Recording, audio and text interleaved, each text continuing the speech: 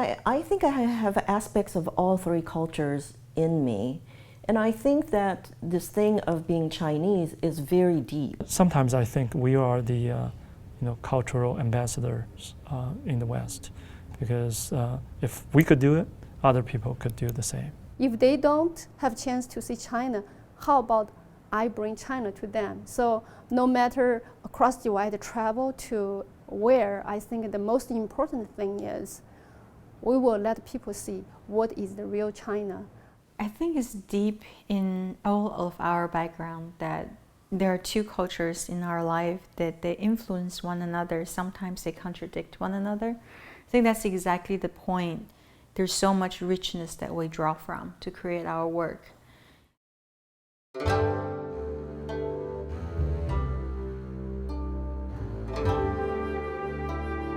Across divide in English is only 3 words. Okay, it's simple, direct. It's much more symbolic in describing our position, as immigrants, as a group with a particular ethnic background, in a society that was increasingly multicultural. I think it has this kind of symbolic meaning, and it's forceful and assertive when we adopt this name. We started collecting the knowing friends who are teachers in the United States. So we started this idea with our first initial project in the California State University, Long Beach. Then we are shifted, have a group exhibit, have a conference following in the University of Wisconsin, Whitewater. And then we have it this time. So I think the organization is a very open, flexible, and volunteer basis. So it's nice. I was actually reflecting on my own experience from Chinese artist professor to, working in the United States for more than 10 years. It's long enough to reflect. And here I hear there are other people just like me, with deep roots in Chinese culture and live in a Western, life. And so I went to Long Beach. We had the show, symposium. I forgot how many people, maybe 13, maybe more, yeah. It was just wonderful. Through organized activities, such as exhibitions or symposiums, so we can share our experience in teaching and in the creative studio work. And also, from coming together, we will see the interests that we all share. And this organization is also advocate for our identity, in a very multicultural society.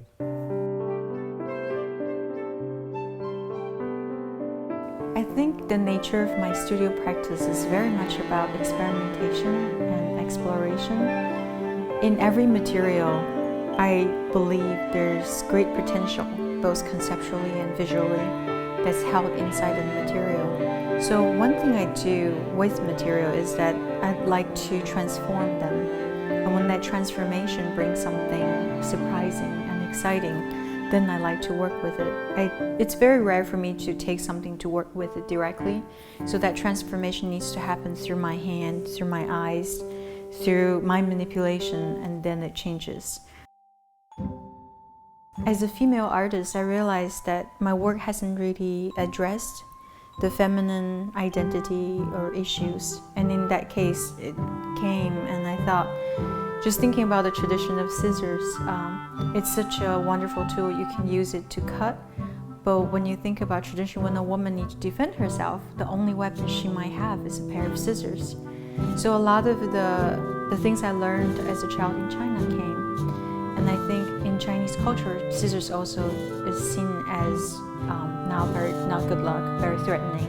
So I thought if I amplify that force above, and as a woman, when I sit there, I'm sitting there as a woman, not as an artist. From my simple and persistent action, perhaps I could receive and balance that. So that's the whole idea, and that's what I see as the feminine strength that's often overlooked in our current society. And that hovering thread, you can see it as a very Chinese kind of origin, but at the same time, it's really just about our fear in general.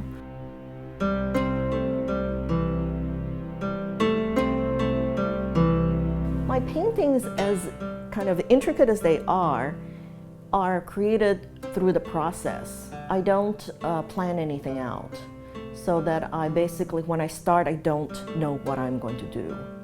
And the pleasure of doing the painting is discovering what it is going to turn into. It's almost like having a child, you know, like you give birth to a child, you don't know what kind of personality, and then pretty soon they begin to show who they are. And of course you have to kind of go along with who they are. You can't impose your own will on them, that doesn't work. And I think it's the same with artwork.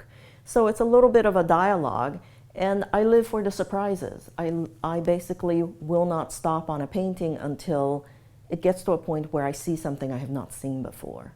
I actually think that patterning and ornamentation has a lot of meaning. I think that it is, if you look at nature, in all of its microcosmic and macrocosmic formations, it's all made up of small units and patterning.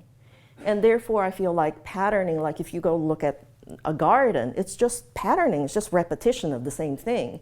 And that somehow we connect to that very directly through our nervous system. And I feel that patterning is as able to evoke emotion in people as, you know, a picture of a person can. The cultural significance, the importance of Chinese art, you know, not only in China, not only in Asia, but also in the rest of the world is pretty evident. It's becoming a fairly strong movement and fairly strong artistic force throughout the world. It's becoming really very important. And there's a lot of traditional but also contemporary issues that are being explored in Chinese art, and I think it's just another way of sort of beginning to look at the culture of China, beginning to look at the history of China and try to understand, try to come to some sort of better understanding about China itself, not only the culture but also the history, the politics, the social aspect, everything, the media, everything that's happening in China now. So I was really excited about seeing what would be possible by bringing Chinese artists in an exhibition and really exploring that subject.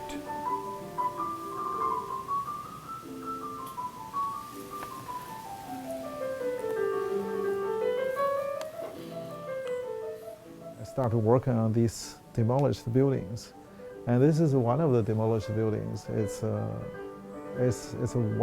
wall left with a broken entrance, so the people can walk through to the other side of the building. And on the surface, nothing can be recognized about those old neighborhood, but a ghost image left here of a former leader of China. That become intriguing. So it reminds me, these proletarian cultural slogans remind me the year I was growing up.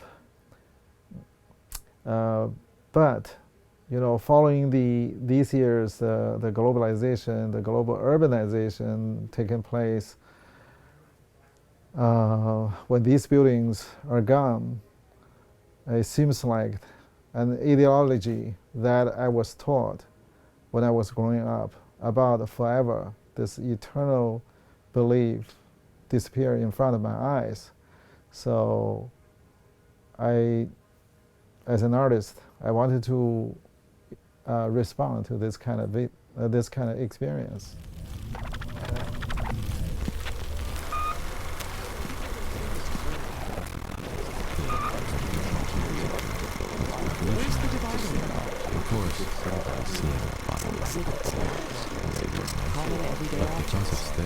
I used a very tranquil and quiet, calm setting, and myself sitting, meditating in this very spacious, space, and the background image was the, nothing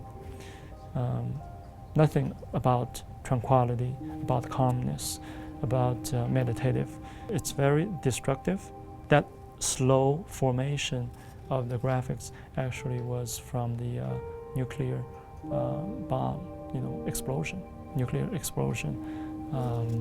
And I piece those two, juxtapose two things together to see how far we can push. Once you recognize or informed what the background image is, would you look at this meditative piece, really tranquil and beautiful piece, the same way as you did? I worked when I was age 16.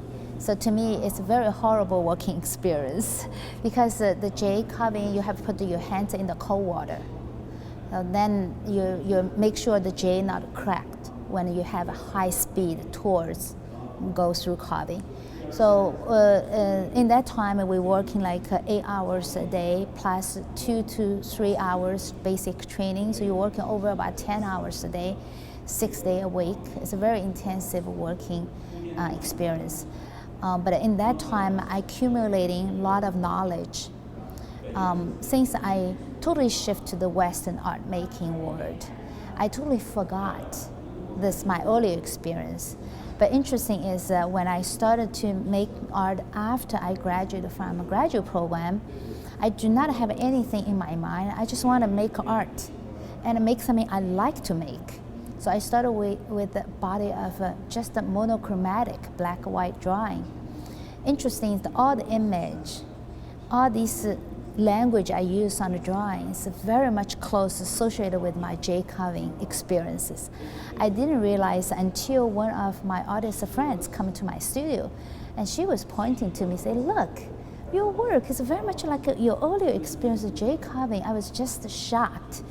Just looking at my art and thinking about it, it does influence a lot because I feel, if you talk about art is a reflection of the culture. And I think personally, I like to delve into the past, and especially I feel connected to the past. My work tends to deal with connection between generations. I think Confucius really emphasized that, so I think it's influenced me directly in that sense. So in my work, I tend to deal with the sense of self, but myself, not just only me, but it's my ancestor and my kid, my grandkid, that kind of connection. I see myself as that more than just myself. That's responsibility. I mean, that's the Asian thing, right? We want to develop this project as several components. One is the exhibition, and also we would like to invite several artists to do the presentation along with the exhibit. Another part of the project is we want to develop a documentary film to interview different artists, and the artists will explaining their idea and their work, so the audience will be better understand what's the ideas behind their work. Another part of this project is to develop a digital catalog to show every artist's work and their introductions. As an art historian, I'm always fascinated with contemporary Chinese art. So when this opportunity comes to me, I'm extremely excited. And this is a great opportunity for my students to see the Chinese art from the first-hand experience.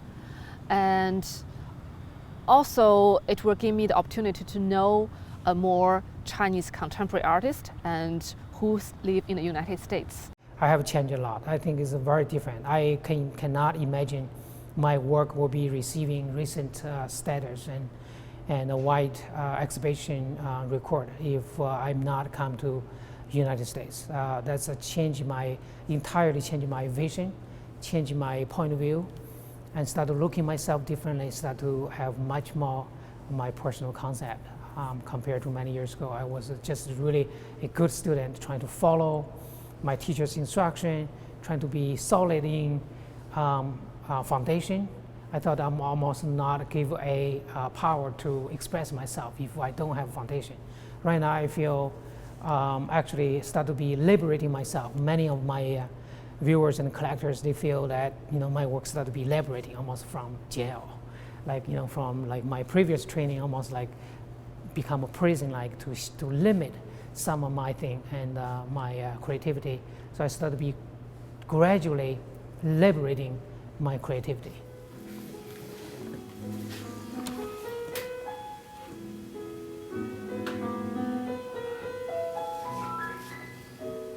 I didn't have that much education due to the Cultural Revolution because all schools shut down. Even though when the school reopened, but it was every day it's about studying Chairman Mao's quotation about the Cultural Revolution's policy. I had virtually no education. So when I worked in the countryside, I didn't feel that I have a future. One day my mother said, wait at home. Someone is coming here, to pick you up, to introduce you to a teacher. So I was waiting there, and this person came, knocked the door, and introduced him to me. So we rode bicycle to Chinese Fine Art Gallery, 中国美术馆. And then there is a young man is coming down, and he's Chen Yifei. Chen Yifei at that time was only 26 years old. And then he took us in. When I went into the Chinese art gallery, and I see all the large paintings on the floor there, and the artist was sitting there and preparing for this exhibition. And then I thought about, this is what I want to do.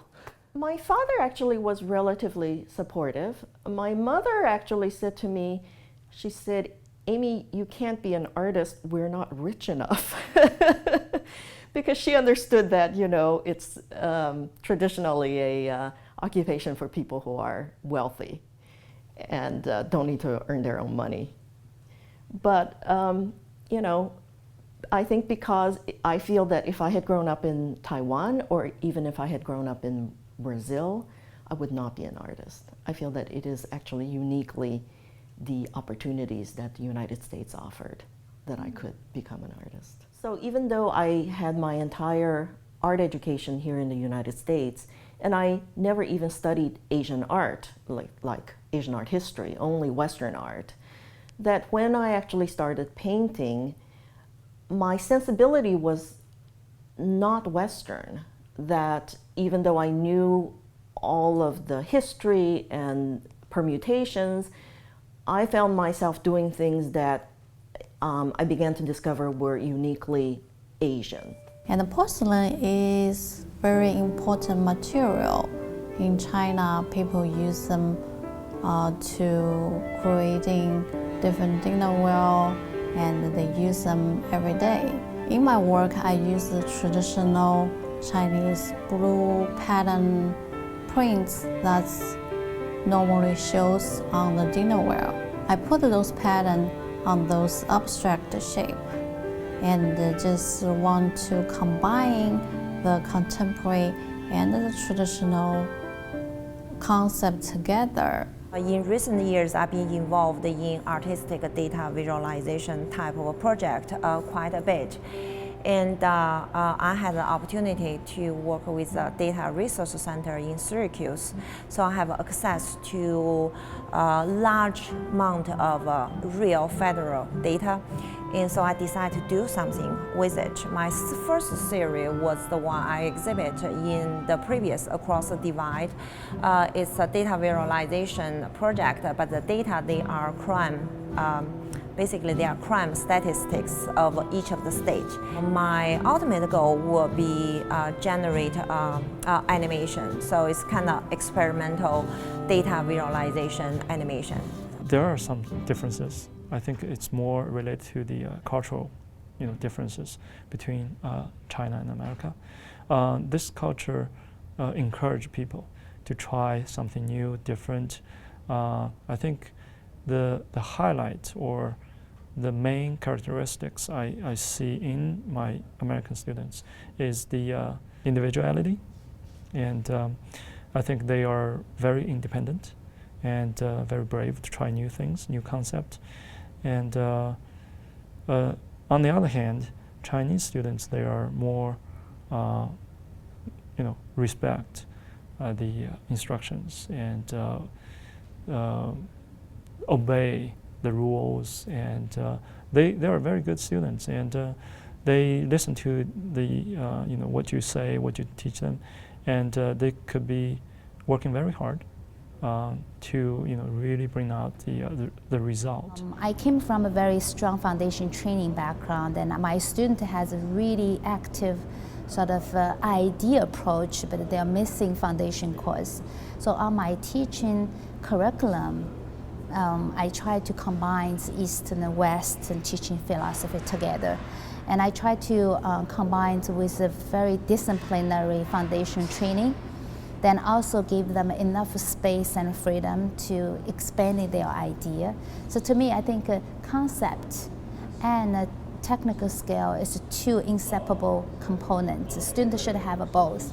You do not criticize a student work that harshly, which at the very beginning, it took me a little while to get used to, because in China it's completely different. In China, people, your professor is always very critical of your work. If you get an okay, then that's like great. But here in America, if you say somebody's work is okay, it's like, okay, that person gonna get mad at you. I feel that as a teacher, it's very important to be a working artist. I feel that teachers who kind of leave their art but continue teaching are not as good as the teachers who are still involved. They don't bring as much to the classroom.